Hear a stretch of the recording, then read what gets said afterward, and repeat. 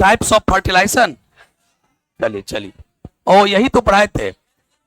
तो फर्टिलाइजेशन क्या है? It is the fusion of one female gamete, it is the fusion of one female gamete with one male gamete. एक female gamete का एक male gamete के साथ मिलन होना, इसी को क्या कहते हैं? फर्टी। तो मैंने बोला था कि फर्टिलाइजेशन अगर होता है तो फर्टिलाइजेशन के फलस्वरूप क्या बनता है? जायगोट। क्या बनता है?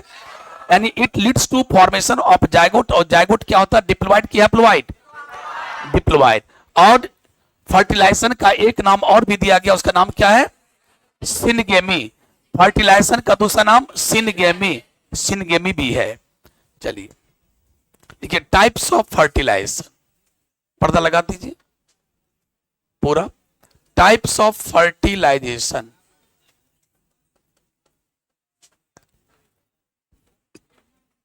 Types of fertilization on the basis of, on the basis of site where it occurs,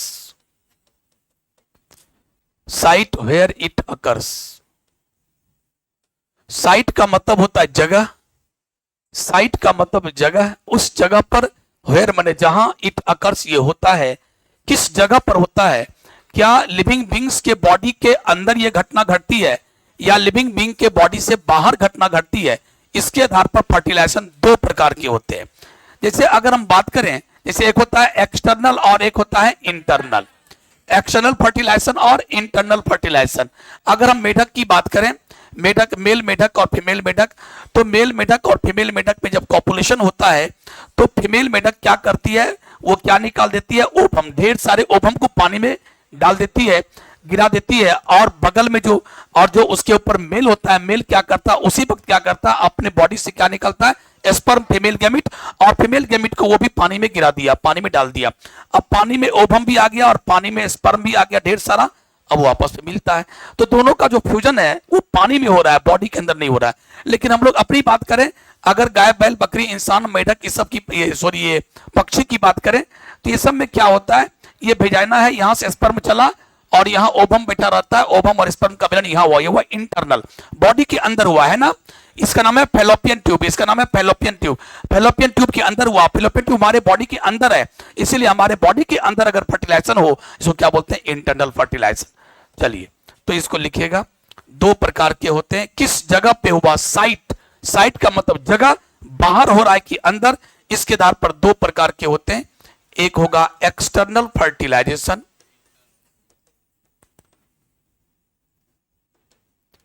external fertilisation, और दूसरा internal fertilisation.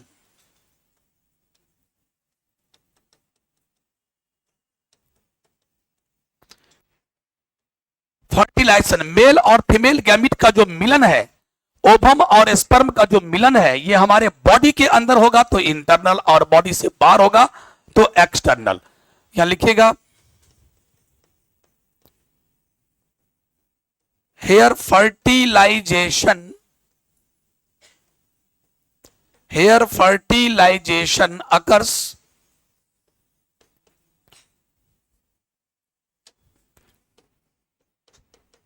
outside the body cavity,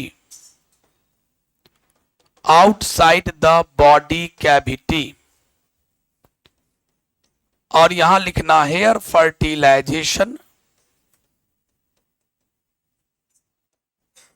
hair fertilization occurs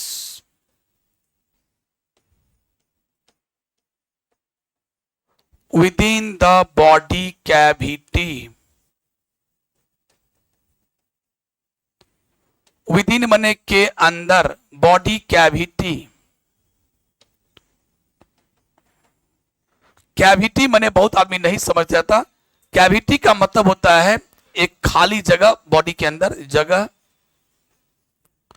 body के अंदर जो जगह है उस जगह को बोलते हैं बॉडी कैविटी। अगर बॉडी कैविटी के अंदर हुआ तो इंटरनल, और ये इंटरनल हम लोगों में तो इंटरनल ही होता है मोस्ट ऑफ द, इसे लिखो reptiles.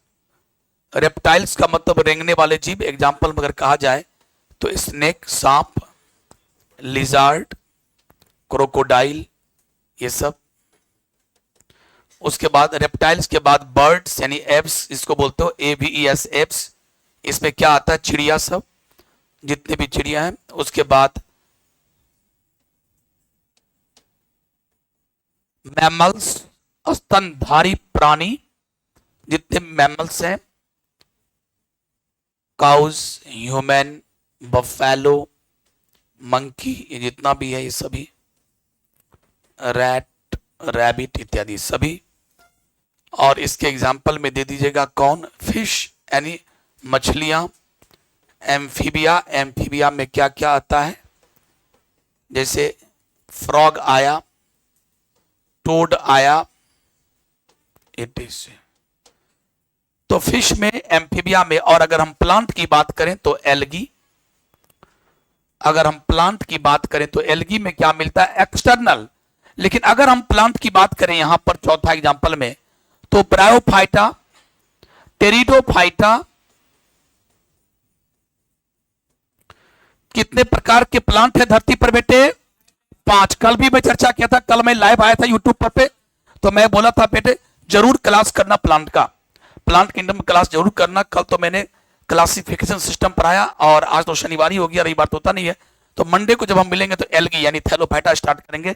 So don't miss the class. जो जो आदमी कल का क्लास मिस किए हैं, कृपया आप रिकॉर्डेड वीडियो में जाकर के आप देख लीजिए उसको। ब्रायोफाइटा, टेरिडोफाइटा, थोड़ा ऊपर कर देते हैं इसको। Bryophyta, pteridophyta, gymnosperm. इतनी बार हम इसको बोले हैं, इतनी बार रटाए हैं कि आपको याद हो जाना चाहिए। Bryophyta, pteridophyta, gymnosperm and angiosperm. और ये क्या है? एल्गी को क्या कहते हैं? थैलोफाइटा। एल्गी किस में आता है? थैलोफाइटा में। तो थैलोफाइटा में क्या होगा? एकदम इसमें बाहर में ही होता है, मेल और फीमेल गैमिट पानी में चला गया और मिल गया। लेकिन इस सब में क्या है? मेल गैमिट पानी से होते हुए आएगा फीमेल गैमिट तक मिलने के लिए, उसके सेक्स ऑर्गन में ही आएगा। प्लांट पर ही आता है, बॉडी के बाहर नहीं होता है, एंजियोस्पर्म। तो प्लांट के दुनिया में आपने देखा कि सिर्फ एल्गी में एक्सटर्नल है, बाकी हर प्लांट में इंटरनल है, बॉडी के अंदर ही होता है। तो इस प्रकार से देखा आपने फर्टिलाइजेशन कितने प्रकार के? 2 प्रकार के, एक्सटर्नल और इंटरनल। किसके आधार पर कहां होता है? अब मैं आपको बताने जा रहा हूं कि फर्टिलाइजेशन पुनः बोलूंगा 2 प्रकार के होते हैं। कौन? सेल्फ फर्टिलाइजेशन और क्रॉस। किसके आधार पर? आगे बढ़े क्या? कुछ लोग लिख ही रहे।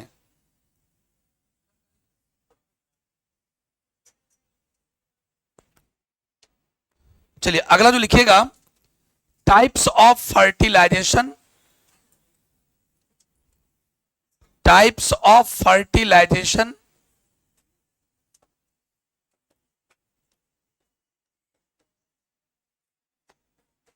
Types of fertilization on the basis of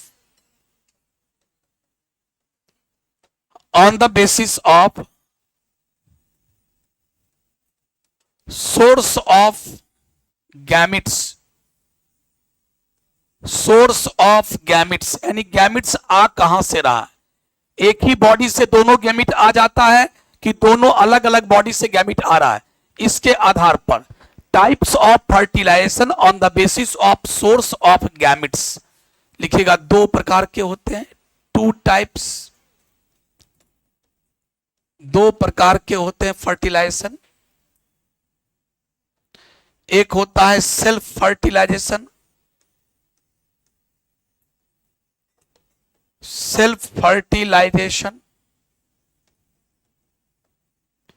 और दूसरा का नाम है क्रॉस फर्टिलाइजेशन।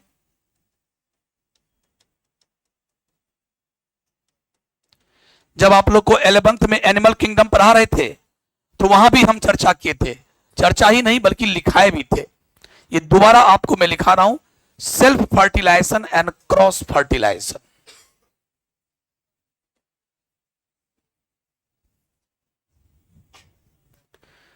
किसके आधार पर? Source of gamete. गैमिट आ कहां से रहा? चलिए अब ध्यान दीजिएगा, थोड़ा सुनिएगा ध्यान से। अगर हम बात करें अर्थवर्म का, अगर हम बात करें लीच का, लीच माने जोंक। अगर हम बात करें टेपवर्म का, अगर हम बात करें हाइड्रा का, पॉरीफेरा का, ये जितने भी एनिमल्स हैं, ये सारे एनिमल्स की खासियत क्या है? देखो, मान लो कि ये लीच है, ये लीच है, इसके एक ही बॉडी में दोनों सेक्स ऑर्गन है, एक ही बॉडी में दोनों सेक्स ऑर्गन है। मेल सेक्स ऑर्गन का नाम है टेस्टिस और फीमेल सेक्स ऑर्गन का नाम है ओवरी। टेस्टिस भी है, ओवरी भी है, दोनों एक ही बॉडी में है। इसीलिए ऐसे प्राणियों को, ऐसे एनिमल्स को बाइसेक्सुअल कहते हैं। बाई माने दो और सेक्सुअल माने सेक्स ऑर्गन, दोनों सेक्स ऑर्गन एक ही बॉडी में है। तो ऐसे सारे एनिमल्स को बाइसेक्सुअल या हर्माफ्रोडाइट या उसको मोनेशियस कहते हैं, जो आपको मैंने मंथ में बताए थे, मैं अभी भी बता रहा हूं, और इंस्टाग्राम यूट्यूब पर मैंने निमोनिक बना के भी डाला था कि दो प्रकार के एनिमल होते हैं, बाइसेक्सुअल और यूनिसेक्सुअल। यूनिसेक्सुअल हम लोग हैं, जहां पर मेल अलग फीमेल अलग, जैसे male cockroach female cockroach, male frog female frog, मछली मछला, ऊंट उटनी, हाथी हथनी, जहां पर मेल और फीमेल अलग अलग हो, यानी मेल सेक्स ऑर्गन इस बॉडी में हो और फीमेल सेक्स ऑर्गन इस बॉडी में हो, अलग अलग हो, तो क्या कहते हैं? यूनिसेक्सुअल या डाइवोसियस। क्या बोलते हैं? यानी हम लोग क्या है? यूनिसेक्सुअल प्राणी है, या हम लोग का दूसरा नाम क्या है? डाइवोसियस। क्या नाम है? और जिसके बॉडी में दोनों सेक्स ऑर्गन, उसका तीन तीन नाम है, बाइसेक्सुअल, हर्माफ्रोडाइट और मोनेशियस। तो साथियों, यहां पर क्या होगा? स्पर्म भी इसी बॉडी से आ रहा है और ओवम भी इसी बॉडी से आ रहा है। दोनों गैमिट का सोर्स क्या है? साधन क्या है? कहां से आ रहा है? एक ही बॉडी से, सेम बॉडी से आ रहा है। तो सेम बॉडी से अगर दोनों गैमिट आ रहा हो, तो इस प्रकार के फर्टिलाइजेशन को सेल्फ फर्टिलाइजेशन कहते हैं। और यहां देखिए, अगर हम लोग अपनी बात करें, जहां भी मेल और फीमेल की बात है, तो मेल ने क्या दिया? स्पर्म, और ओवम ने क्या दिया? और फीमेल ने क्या दिया? ओवम। मेल ने दिया स्पर्म, फीमेल ने दिया ओवम। मैं देख पा रहा हूं कि दोनों गैमिट अलग अलग बॉडी से आ रहा है, एक गैमिट इस बॉडी से, एक गैमिट इस बॉडी से, तो अलग अलग बॉडी से आवे, तो इसको हम लोग क्या कहते हैं? Cross fertilization. कितना आसान था ना? आसान। इसका मतलब दुनिया में जितने भी यूनिसेक्सुअल है या डाइवोसियस हम लोग जितने भी हैं, सब में क्या होगा? क्रॉस। और दुनिया में जितने भी बाइसेक्सुअल है, वहां क्या मिलेगा? लेकिन एक दो एक्सेप्शन भी है। पूरी बायोलॉजी पढ़ते हो, साइंस पढ़ते हो, तो साइंस और विज्ञान में तो भाई अपवाद की कोई कमी नहीं है। मैं आपको बताता हूं एक कहानी अभी जस्ट, कि देखो भैया, ये अर्थवर्म की कहानी बता रहा हूं। अर्थवर्म बड़ा बेचारा है। अर्थवर्म बेचारा की बात यह है कि दुनिया जानती है कि अर्थवर्म बाइसेक्सुअल है, इसी में टेस्टिस भी है, इसी में ओवरी भी है। लेकिन समस्या यह है कि दोनों आसपास होते हुए भी, एक ही बॉडी में होते हुए भी, यहां पर सेल्फ नहीं बल्कि इसको दूसरे अर्थवर्म पर लाइन मारना पड़ता है, अगल बगल वाले अर्थवर्म पर जाना पड़ता है। बोलना ऐसा क्या हुआ? बात सुनो। इस अर्थवर्म के पास भी टेस्टिस, यहां भी ओवरी, लेकिन हुआ यह कि दोनों एक साथ मैच्योर नहीं हुआ। अगर टेस्टिस मैच्योर हो गया और स्पर्म बन के तैयार है, तो टेस्टिस पूछता है, ओवरी तुम तैयार हो? तुझमें बना है? नहीं। बोले ना, आज मान लो आज 5 जनवरी है, और 5 जनवरी को ये बिल्कुल परिपक्व हो गया, मैच्योर हो गया, स्पर्म बन गया, और ये पूछता है, सुनो ना, तैयार हो? बन गया, वहां भेजे? तो ना, हम जो है 5 फरवरी को जवान होंगे। ले लोटा। तुमको पता होना चाहिए, जब स्पर्म या ओवम दोनों में से कोई भी चीज हो, जब एक बार अपने ऑर्गन से निकल जाता है, तो अब उसकी एक उम्र होती है, इतना देर के बाद मर जाएगा। जैसे मान लो इंसान की बात करते हैं, अगर ओवम एक बार निकल गया तो 24 घंटे में मर जाएगा। स्पर्म भी निकल गया तो उसका भी लगभग वही टाइम है। तो उस स्पर्म का थोड़ा वैरी करता है, धरती पर गिर गया तो विदिन मिनट्स, अगर पेनिस से स्पर्म धरती पर गिर गया तो विदिन मिनट्स मर जाएगा, विदिन मिनट्स मर जाएगा। अगर वेजाइना में चला गया तो 4 से 5 दिन 6 दिन तक वो जिंदा रहता है। अगर वेजाइना में चला गया तो 4 से 5 दिन 6 दिन तक वो जिंदा रहता है। तो ये उसका वैरी करता है। लेकिन ओवम एक बार अगर ओवरी से निकल गया तो लगभग 24 घंटे तक जिंदा रहता है, उसके बाद वो मर जाएगा। इसीलिए स्पर्म ने कहा, देखो हम निकल गए, तैयार हो, जल्दी। बोलो ना, हम 5 फरवरी को जवान होंगे, हम 5 फरवरी को ओवम देंगे। बोला ले लोटा, ये क्या फायदा हुआ एक बॉडी में? तब जब तक मैं तुम ओवम देगी तब तक में मेरा ये बबुआ मर जाएगा। अब चलो उसी प्रकार, अब ये तो ये हुआ, इस अर्थवर्म की कहानी हुआ। अब बगल में जो अर्थवर्म है प्रोसन, उसका कहानी क्या देखिए। इसका ओवरी तैयार है, ओवम बन गया। बोला रे मुझर का तू तैयार भेली? ये तैयार ही नहीं हुआ, इसमें स्पर्म नहीं बोला, बोला ना हमें तो 3-4 सप्ताह के बाद हम हुए, हम स्पर्म दबे। तो बड़ा मैंने इसका भी हालत खराब भाई। हम तो सोचे थे एक ही बॉडी से दोनों मिल जाएगा, लेकिन ऐसा हुआ नहीं। तो प्यारे यहां से निकला स्पर्म, लेकिन ओवम नहीं निकला। इसमें क्या है, इसमें ओवम निकला तो स्पर्म नहीं निकला। तो भैया ये भी कहीं किसी की तलाश में, ये भी किसी की, दोनों मिल गया, दोनों अपनी दुखड़ा सुनाया। अल्टीमेटली स्पर्म इससे आया, ओवम इससे आया, तब जाकर के फर्टिलाइजेशन का काम हुआ। हम लोग के मन में लड्डू फूट रहा था कि एक ही बॉडी से, सेम ही बॉडी से दोनों गैमेट आएगा और मिलन होगा, इसको हम लोग सेल्फ फर्टिलाइजेशन कहेंगे, लेकिन ऐसा नहीं हुआ। दो अलग अलग अर्थवर्म से, दो अलग अलग बॉडी से, एक बॉडी से ओवम आया तो एक बॉडी से स्पर्म आया, और जब ऐसा आएगा तो उसको सेल्फ नहीं, क्या कहेंगे? यानी इसको कहते हैं कि समंदर पास में फिर भी हम प्यासे हैं। और देखिए इसके पास सब कुछ था, लेकिन क्या हुआ, ऐसा नहीं हुआ। तो साथियों ये क्या है, एक्सेप्शन है। मैं समझता हूं पूरा चला गया होगा यहां। अरे चला गया ना, तो लिख लो ना।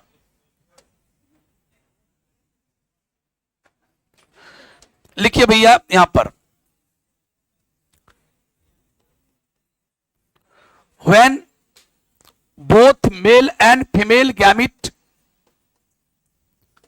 male and female gamete, both male and female gametes are obtained, प्राप्त होता है, obtained माने प्राप्त, from same body, from same body या same parent।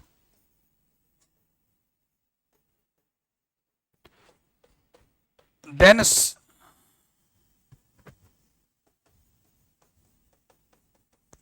such fertilization is called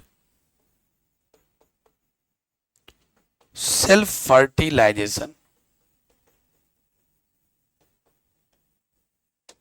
self fertilization example अगर आप साइट करना चाहते हैं, देना चाहते हैं, तो भाई लिख लीजिए।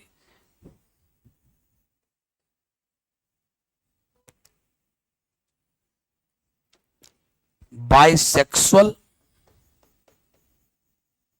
या उसी को बोलते हैं हर्माफ्रोडाइट।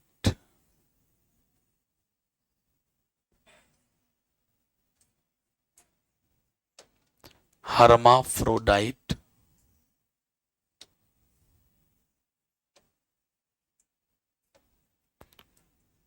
हर्माफ्रोडाइट, या और भी बहुत सारा नाम है। बाइसेक्सुअल का नाम हर्माफ्रोडाइट या मोनेसियस।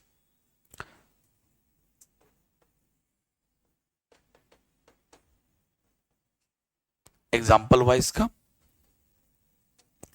इसमें लिखेंगे, when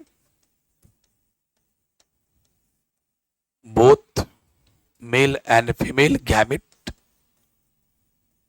male and female gametes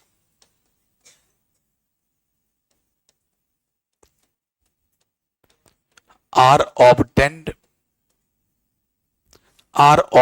from different, are obtained from different body, then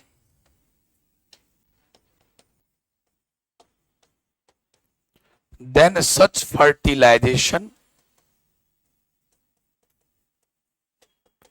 is called cross fertilization. Cross fertilization example ये कहां मिलता है?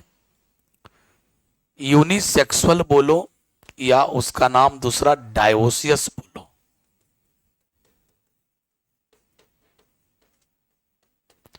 ऑर्गेनिज्म,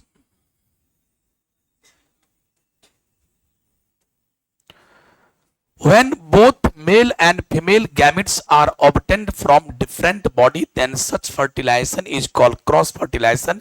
एग्जाम्पल होगा यूनिसेक्सुअल या उसी को dioecious. when both male and female gametes are obtained from same body, then such fertilization is called self fertilization। Example bisexual या hermaphrodite. यहाँ एक एक्सेप्शन होगा, एक्सेप्शन बाद में लिखेंगे, यहां तक इसको खत्म करो पहले। राइजोम का एग्जाम्पल बोलिए। राइजोम स्टेम है कि रूट है कि लिफ है? राइजोम स्टेम है, मैं जो क्वेश्चन पूछा होता जवाब देना। राइजोम स्टेम है कि लीफ है कि रूट है? स्टेम है, बहुत बढ़िया। स्टेम कितने प्रकार के होते हैं, कौन कौन? तो राइजोम सब एरियल है कि अंडरग्राउंड है कि एरियल है? अंडरग्राउंड है। आप बताइए राइजोम का एग्जाम्पल क्या क्या होगा? बनाना, टर्मेरिक और जिंजर। जहां टर्मेरिक है वहां जिंजर होगा। बहुत बढ़िया, तीनों क्वेश्चन का जवाब आपका सही है। बैठ जाइए, आप करो जाओ। ट्यूबर, ट्यूबर क्या है? ये स्टेम है कि रूट है कि लीफ है? कैसा स्टेम है? अंडरग्राउंड, सब एरियल की एरियल? अंडरग्राउंड में इसका एग्जांपल बोलिए, किस किस प्लांट में ट्यूबर नाम का स्टेम मिलता है? आर्टिचॉक एंड मेरी नाम बोल, पोटैटो। वेरी गुड, तू आरती का पोता है, बहुत बढ़िया, बैठ जा। यू, व्हाइट टोपी। बल्ब, बल्ब क्या है? स्टेम है कि रूट है कि लीफ है? स्टेम है। कैसा स्टेम है? अंडरग्राउंड की सब एरियल की एरियल? फंस गया, फंस गया। सब एरियल में क्या था? O R S square. सब एरियल में क्या था? O R S square. सब ओ आर एस पी जाओ, सब ओ आर एस पी जाओ। सब मने सब एरियल, वहां सब लिखाए नहीं थे लेकिन दिमाग लगा लो, अपन निमोनिक बना लो। सब ओ आर एस पी जाओ। सब मने सब aerial, O R S, O मने ऑफसेट, आर मने रनर, एस स्क्वायर मने एक सकर और एक स्टोलॉन। बाकी सब तो आपका क्या था इधर, जितना भी पढ़े थे, tuber, rhizome, corm, bulb, underground था, तो अंडरग्राउंड जवाब होगा। बोलिए बल्ब का एग्जाम्पल, बल्ब का एग्जाम्पल बताइए। इतना लेट करते हो, खड़ी हो जाओ। बल्ब का एग्जाम्पल, कौन बल्ब की तरह दिखता है? बोलो उसमें, आप बोलो। ऑनियन, गार्लिक यानी प्याज, लहसुन। कितना, थोड़ा भी दिमाग लगाना चाहिए था। ठीक है, लिली वगैरह। चलो बैठ जाओ। ओके, तो ये आपने देख लिया। अब मैं लिखने जा रहा हूं एक्सेप्शन, अलग से। अलग से मैं यहां लिखेगा note, note.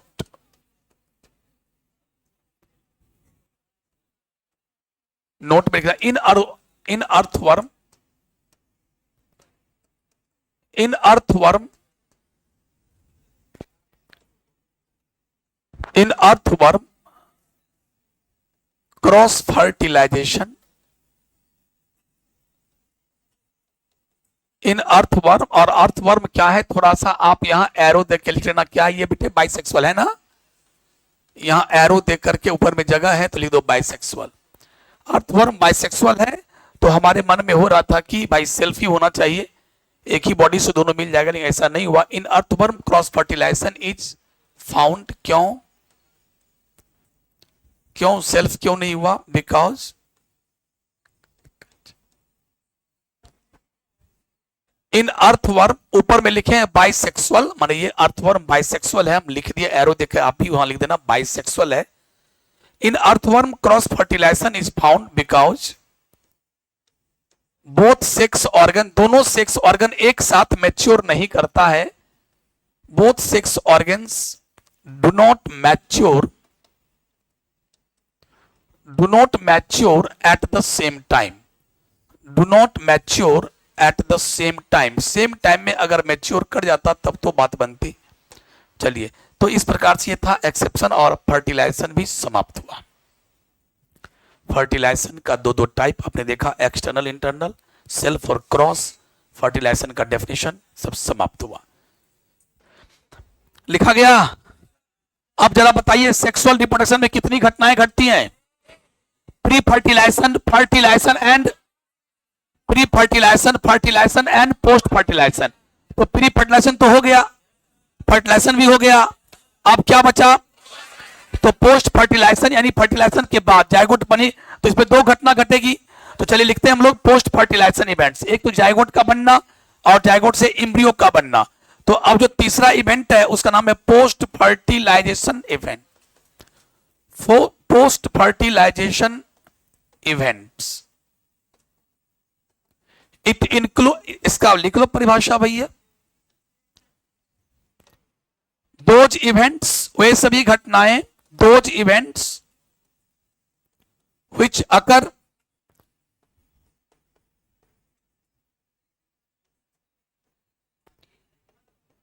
those events which occur after fertilization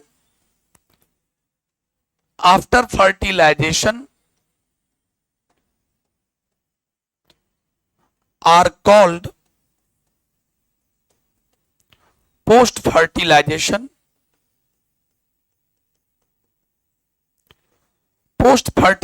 events. Fertilization, okay. Post fertilization events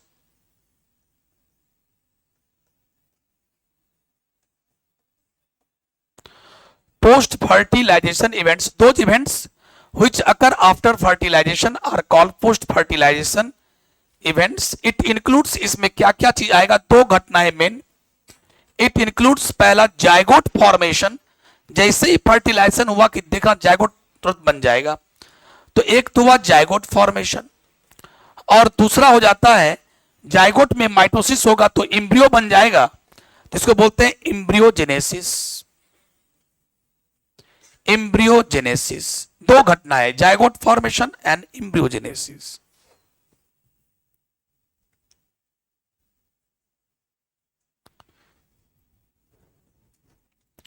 zygote formation and embryogenesis. Zygote formation and embryogenesis हो गया. अब चलिए एक एक करके लेते हैं. देखिए जायगोट फॉर्मेशन. पहला वर्ड दीजिए, जायगोट फॉर्मेशन. चलिए शुरू करते हैं. जायगोट फॉर्मेशन, पहला, बस एक दो line. Zygote formation.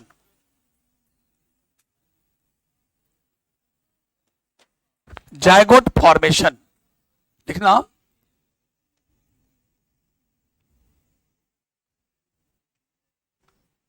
Just after fertilization समाप्त हुआ कि जायगोट बन के तैयार. Just after fertilization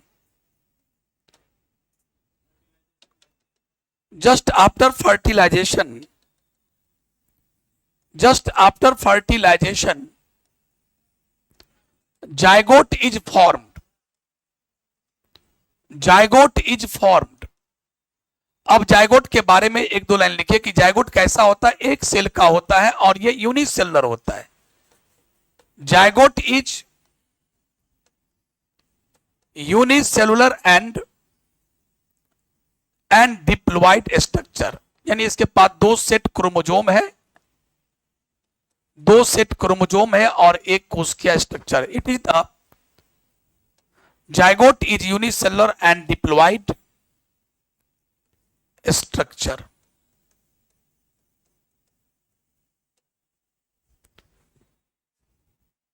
zygote is unicellular and diploid structure. अब जायगोट फॉर्मेशन के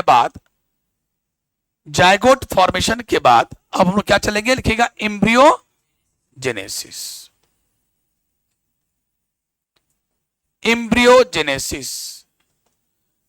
ये क्या है, फॉर्मेशन ऑफ एम्ब्रियो मल्टीसेलुलर था कि unicellular.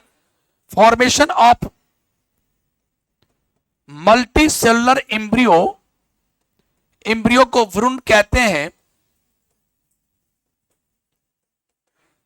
Formation of multicellular embryo from unicellular zygote. एक सेल के जायगोट से मल्टीसेलुलर एम्ब्रियो बन जाता है. कैसे, माइटोसिस के द्वारा.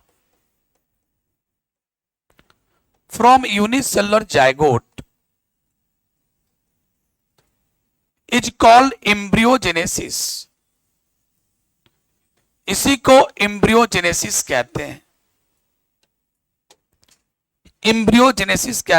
और इसमें घटना क्या घटती है, एम्ब्रियोजेनेसिस में क्या क्या होता होगा. इट इन्वॉल्व्स, पहला सेल डिवीजन. बिना सेल डिवीजन का तो कुछ बात होगा ही नहीं. तो सेल डिवीजन कहे तो कौन, माइटोसिस. और दूसरा cell differentiation. Cell division and cell differentiation.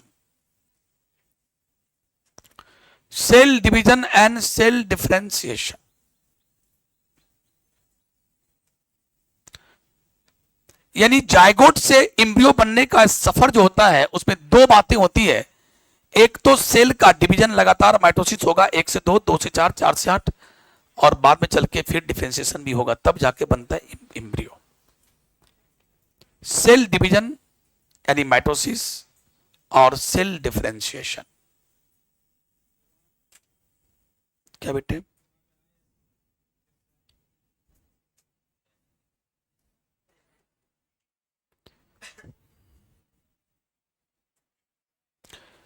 Embryogenesis. पहला हेडिंग दीजिए सेल डिवीजन। पहला हेडिंग सेल डिवीजन लिखिए, सेल डिवीजन। जब एक सेल में माइटोसिस होगा तो कितना डॉटर सेल बनेगा? 2 बनेगा कि 2.5 बनेगा? एक सेल है और वो सेल टूटना चाहता है, यानी उसको बोलते हैं सेल डिवीजन। सुनियो ना, सेल डिवीजन, कोशिका विभाजन। मुख्यतः 2 प्रकार के होते हैं, माइटोसिस और, मैं माइटोसिस की बात कर रहा हूं। अगर एक पेरेंट सेल अगर माइटोसिस करेगा तो वो कितने भाग में टूट जाएगा? कितना डॉटर सेल बनाएगा? 2 की 4 की 5 की 2.5? 1 बनाएगा। यानी एक टूटता है, अगर एक रोटी को एक रोटी को तोड़ोगी तो एक ही रोटी बनेगा, यही ना? हाल है लेकिन तुम्हारा, तुम तो ऐसा जवाब दी कि मैं क्या कहूं। एक सेल में माइटोसिस होगा तो कितना बनेगा? तो 1 बनेगा। अरे तुम बोलती गलती से 4, गलती से 3, कुछ बोलती, तुम 2 नहीं बोलती तो चलता, बोलती है 1। एक सेल टूटेगा तो कितना बनेगा? 1। एक सेल में माइटोसिस होगा तो कितना बनेगा? 2 डॉटर सेल बनेगा ना, और म्योसिस होगा तो 4 डॉटर सेल बनेगा। बैठ जाइए, थोड़ा कॉपी मांगा कीजिए किसी किसी से और देखा कीजिए। हम ये उम्मीद नहीं किसी का जवाब नहीं दीजिएगा। माइटोसिस होगा तो कितना बनेगा? 2 डॉटर सेल। अगर वही माइटोसिस नहीं हो करके अगर एक सेल में मियोसिस होता तो कितने भाग टूटता? 4 भाग में 4 डॉटर सेल बनता, 4 छोटा छोटा सेल बन जाता है। आप खड़े हो जाओ। माइटोसिस में जो बना 2 सेल, एक सेल से 2 सेल बन गया, कोई दिक्कत? ये दोनों सेल में क्रोमोसोम का संख्या क्या रहेगा? पेरेंट के जैसा रहेगा कि उसका आधा हो जाएगा? पेरेंट के जैसा ही रहेगा। अगर यहां 2n है तो यहां भी 2n 2n, अगर यहां n है तो n n, यानी सेम होगा। इसीलिए माइटोसिस का दूसरा नाम क्या है? माइटोसिस का दूसरा नाम क्या है? इक्वेशनल डिवीजन है कि reductional division? You stand up, तुम बैठ जाओ। माइटोसिस का दूसरा नाम क्या है? इक्वेशनल डिवीजन है कि रिडक्शनल डिवीजन है? Reductional division. समझती हो कि बोलने से पहले कुछ भी, कि रिडक्शन का मतलब होता है घट जाना। यहां पर हाँ, तो क्या नाम हुआ? इक्वेशनल, इक्वल, इक्वल आता है, इसलिए नाम पड़ गया इक्वेशनल डिवीजन। तो आपको यही बोलना था। बैठ जाओ, जाइए। हद हाल है, छोटे छोटे क्वेश्चन का जवाब भी नहीं दे पाते हैं।